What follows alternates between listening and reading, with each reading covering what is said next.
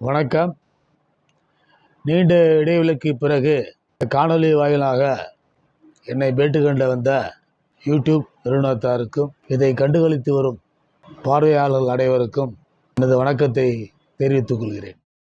தமிழ்நாட்டில் தற்போது நடந்து முடிந்த தமிழக சட்டமன்ற தேர்தலில் வாக்காளர்கள் தங்களது ஜனநாயக உரிமையை காத்ததற்கு, அதாவது ஓட்டு அளித்ததற்கு எங்களது மனித உரிமை புரட்சி இயக்கம் சார்பாக மனமார்ந்த நன்றியை தெரிவித்துக் கொள்வதோடு, ஓட்டுரிமை நமது பிறப்புரிமை என்ற எங்களது வேத வாக்கினை பின்பற்றி பெரும்பாலானோர் வாக்களித்ததற்கு மீண்டும் எனது நன்றியை தெரிவித்துக் கொள்கிறேன்.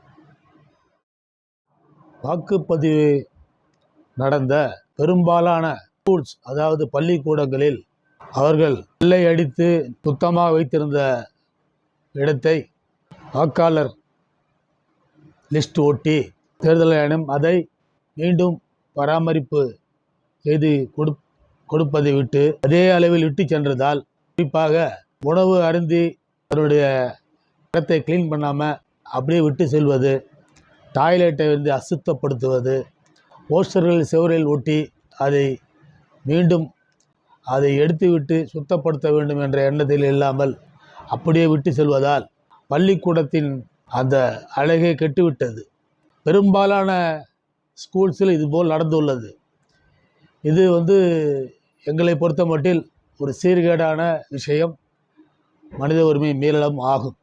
எனவே தேர்தல் கமிஷன் நடந்து முடிந்த தேர்தலில் எந்தெந்த பள்ளிக்கூடங்களில் நீங்கள் பயன்படுத்தினீர்களோ அந்தந்த பள்ளிக்கூடத்தை சீரமைத்து கொடுக்க எங்களது மனித உரிமை புரட்சி இயக்கம் வேண்டுகோளாக வைக்கின்றது. மனித உரிமை மீறல்கள் பற்றி சொல்வதென்றால், சமீபத்தில் சாத்தான்குளம் தந்தை மகன் வாக்கப் டெத்தில் இறந்த நிகழ்ச்சிக்கு உயர்நீதிமன்றம் அந்த கொலைக்கு காரணமானவர்கள் மீது, அதாவது குறிப்பாக 9 பேர் காவலர்கள் மீது கடும் தண்டனை இருப்பது மனித உரிமைக்கு கிடைத்த வெற்றியாகும். எனவே மனித உரிமை மீறல்கள் எங்கு நடைபெற்றாலும் அதற்கு எதிர்ப்பாக நாங்கள் குரல் கொடுத்து வருகிறோம்.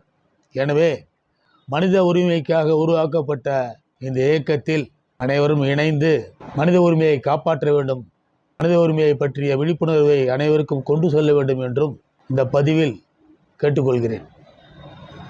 மேலும் எனது கைபேசி எண் 9841147030 என்ற எண்ணை குறித்து வைத்துக் கொள்ளுங்கள். மனித உரிமை நமது பிறப்புரிமை.